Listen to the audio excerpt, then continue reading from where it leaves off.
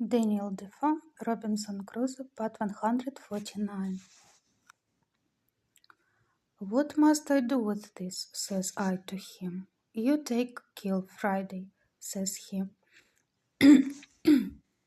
"What must kill you for?" said I again. He returns very quick. "What you send Friday away for?" Kill Friday, no send Friday away." This he spoke so earnestly that I saw tears stand in his eyes. In a word, I so plainly discovered the utmost affection in him to me, and a firm resolution in him, that I told him then and often after that I would never send him away from me if he was willing to stay with me. Upon the whole, as I found by all his discourse, a settled affection to me, and that nothing could part him from me, so I found all the foundation of his desire to go to his own country was laid in his ardent affection to the people and his hopes of my doing them good.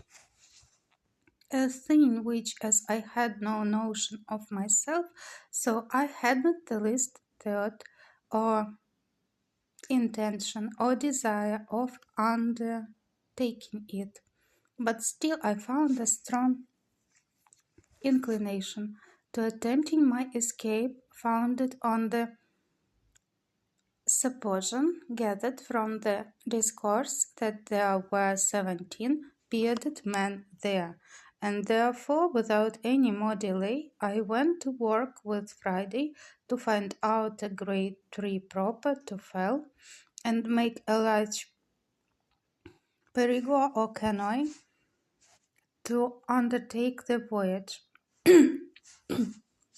There were trees enough in the island to have built a little fleet, not of perigas or canoes, but even of good large vessels. But the main thing I looked at was to get one so near the water that we might launch it when it was made, to avoid the mistake I committed at first. At last Friday pitched upon a tree, for I found he knew much better than I what kind of wood was fittest for it. Nor can I tell to this day what wood to call the tree we cut down, except that it was very like the tree we call fustic, or between that and the Nicaragua wood, for it was much of the same color and smell.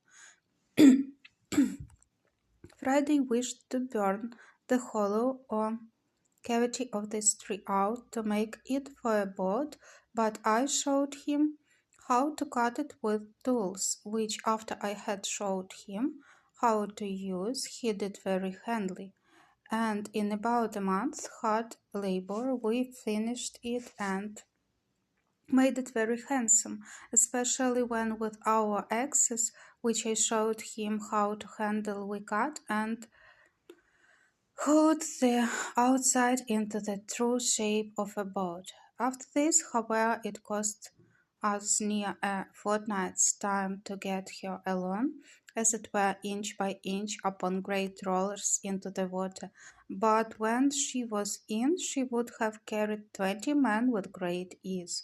When she was in the water, though she was so big, it amazed me to see with what dexterity and how swift my man Friday could manage her, turn her, and paddle her along. So I asked him if he would and if we might venture over in her. Yes, he said, we venture over in her very well, though great blow wind. However, I had a further design that he knew nothing of, and that was to make a mast and a sail, and to fit her with an anchor and cable. As to a mast, that was easy enough to get, so I pitched upon a straight young cedar tree, which I found near the place